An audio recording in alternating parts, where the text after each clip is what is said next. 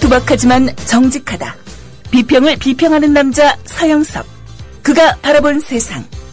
사설과 칼럼을 통해 오늘을 짚어본다. 서영석의 라디오 비평. 안녕하십니까, 서영석입니다. 캐나다를 방문한 박근혜 대통령이 호텔 뒷문으로 들어가는 일이 벌어졌다고 합니다. 캐나다 방문 첫날인 20일 박근혜 대통령 동포간담회 장소인 샤토로리에 호텔 정문 앞에 오타와 한인들이 캐나다 국회의사당에서부터 행진을 시작해 호텔 앞에서 박근혜 대통령 비판 플래카드를 든 채 시위를 벌였기 때문인 것 같습니다.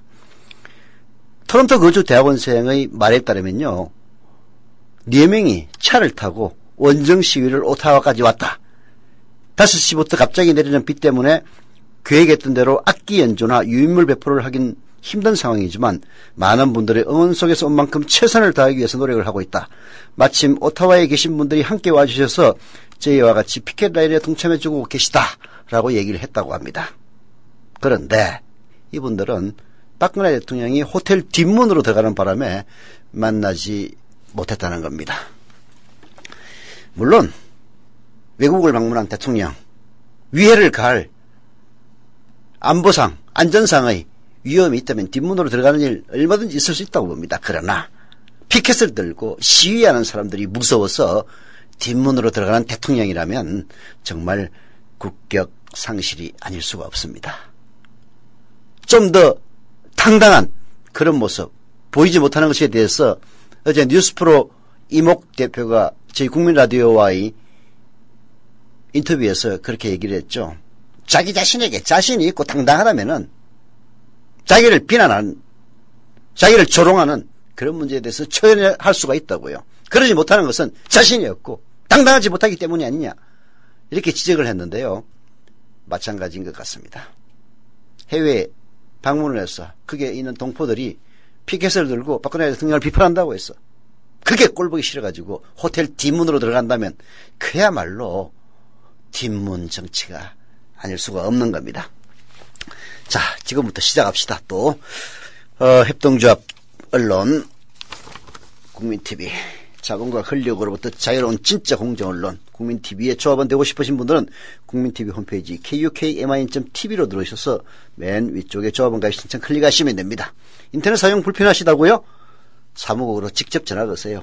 02-3144-7737 02-3144-0933으로 전화하시면 직접 친절하게 가입시켜 드립니다. 요즘 조합원 자원봉사자들이 오후에 오셔가지고요, 이미 조합원으로 가입하셨지만 월조합비 11,000원 이상을 내지 않으신 분들에게 전화로 낼 수 있도록 안내하는 자원봉사하고 있는데요. 뭐 제 바로 앞에 있는 자리에 그 자원봉사자분이 앉아서 전화를 하다 보니까 어쩔 수 없이 듣게 되는데요. 이런저런 사연들 굉장히 많습니다. 의외로 매달 11,000원씩 내는 것이 부담스럽다 라는 분들도 많이 있었습니다. 정말 요즘 형편 어렵습니다. 마이크로소프트 아시죠? 한국 마이크로소프트. 거기 근무하는 조합원 한 분이 찾아와서 최근에 마이크로소프트도 대대적인 구조조정을 실시했다고 합니다. 어마어마하게 사람을 줄였는데요. 물론 마이크로소프트의 인력 감축은 윈도우즈라고 하는 운영체계의 쇠퇴와 관련이 있습니다. 워낙 모바일이 기승을 부리다 보니까 안드로이드라든지 애플의 iOS에 밀려서 이제 윈도우즈 8.1을 팔아먹어가지고는 더 이상 미래가 없다 해서 모바일 쪽으로 강화하는 그런 전략을 쓰다 보니까 윈도우즈 8.1 개발 인력을 전 세계적으로도 굉장히 많이 감축을 했다고 합니다. 그래서 그 조합원도 결국 잘려가지고 다른 데 인터뷰하고 있다 이렇게 말씀을 하시던데요. 문제는 외국 기업들이 잇따라 철수를 하고 있다는 겁니다. 왜 철수를 하느냐?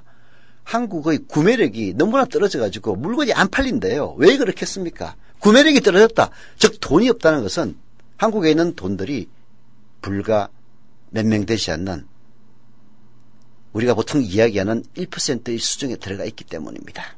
이럴 때일수록 그 1%들에게 그리고 수백조 원을 사내유보금으로 적립하고 있는 재벌 대기업에게 법인세 그리고 각종 부유세를 걷어들여서 그걸로 가난한 사람들의 주머니를 채워줘야 다시 경제의 활력이 살아나는 겁니다.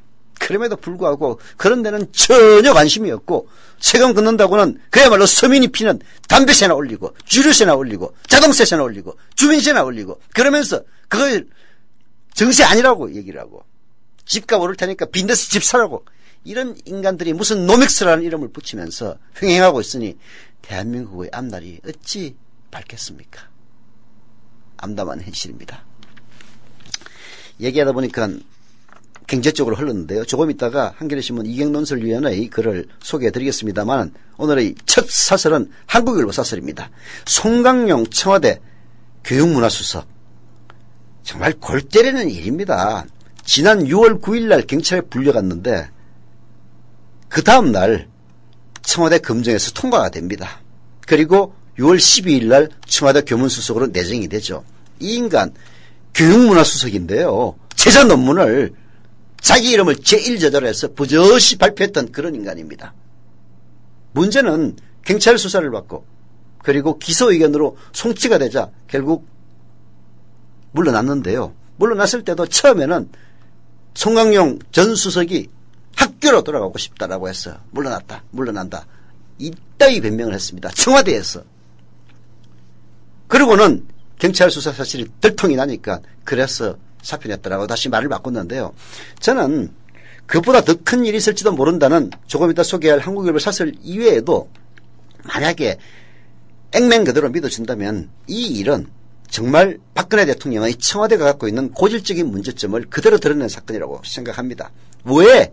아니 아무리 막장 정권이라 하더라도 공무원 시스템이 살아있는데 송강용 전 수석이 경찰 조사를 받고 있고 명백한 범법자라는 사실 모를 리가 있습니까? 압니다. 그런데 박근혜 대통령이 이름을 콕 집어서 이 사람을 수석시켜 하니까 말하자면 그 검증 시스템이 작동하지 않았던 겁니다. 어떻게든 밀어붙이기 위해서 어쩌면은 이렇게 일단 임명해놓고 그 사건을 무마하려고 했을지도 모릅니다.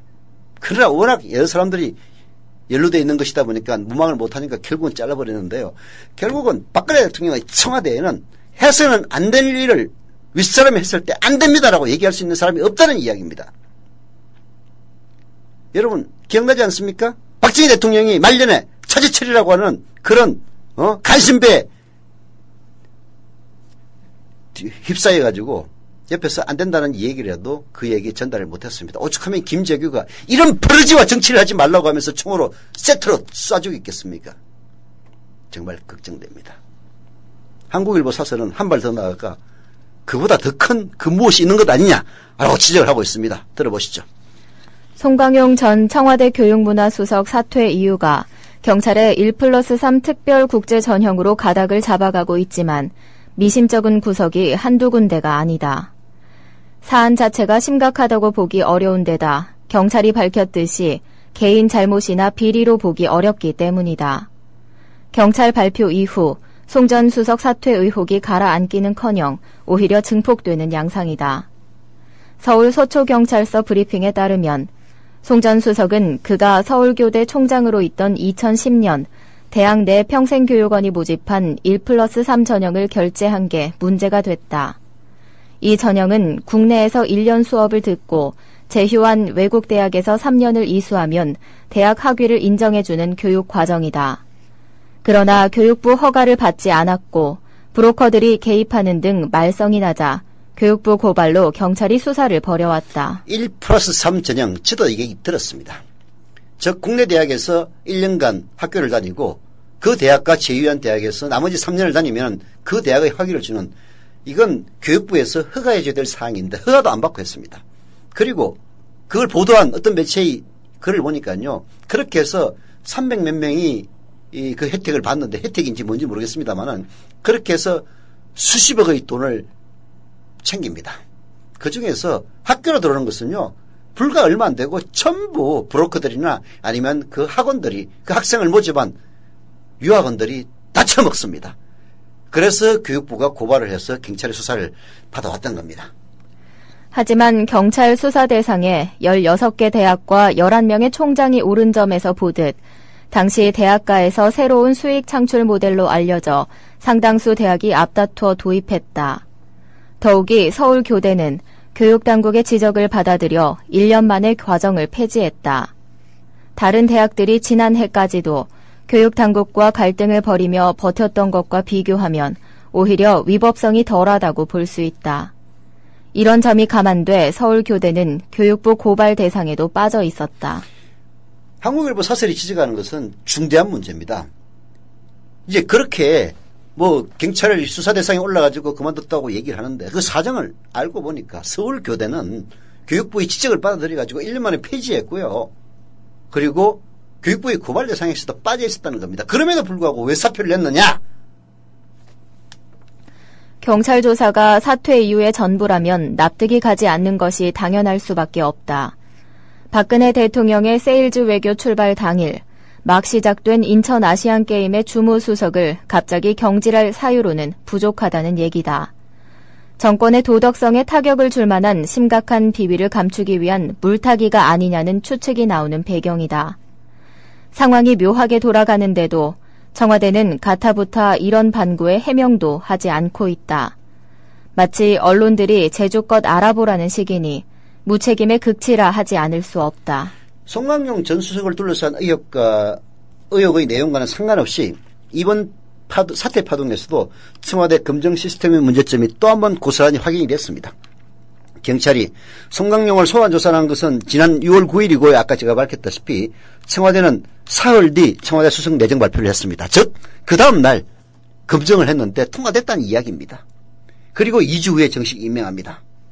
경찰 조사가 만약 실제 경질 사유라면 그때 인사가 취소됐어야 합니다. 아니라면 인사검증 기간 내내 청와대는 송 전 수석에 대한 경찰 조사 사실을 전혀 모르고 있었던 셈인데요. 그럴 리가 있습니까? 알고 있었죠. 저는 그렇게 생각합니다. 그럼에도 불구하고 왜 임명을 강행했겠습니까? 박근혜 대통령이 임명하라고 했기 때문입니다. 그러면은 안 된다라고 얘기를 해야 되는데 안 된다는 얘기를 그 누구도 못하는 겁니다. 그건 정말 무서운 일이고요. 나라 말아먹을 일입니다. 그래서 어떤 대통령은 자기 부하의 총에 맞아서 죽기까지 했습니다. 청와대는 이딴 인사 참사로 김기춘 비서실장에 대한 책임론이 비등하자 6월 말 그를 경질하는 대신 인사수석실 신설 등 인사 시스템 개편안을 내놨다. 송 전 수석 인사 파문은 결국 인사 시스템 개편에 앞서 검증팀 인적 쇄신이 이루어져야 한다는 것을 보여줬다. 청와대는 송 전 수석 사퇴 배경을 사실대로 밝히고 허술한 인사 검증 잘못에 대해 사과해야 한다. 한국일보의 사설, 부실검증, 돌연사태, 해명생략, 커지는 송강용 의혹. 저도 그렇습니다. 만약 그것 때문이라면 역시 설명이 안 됩니다. 더 큰 그 무엇이 있지 않은 것인지 의심이 가고요. 청와대는 좀 제대로 해명이라도 하길 부탁드립니다.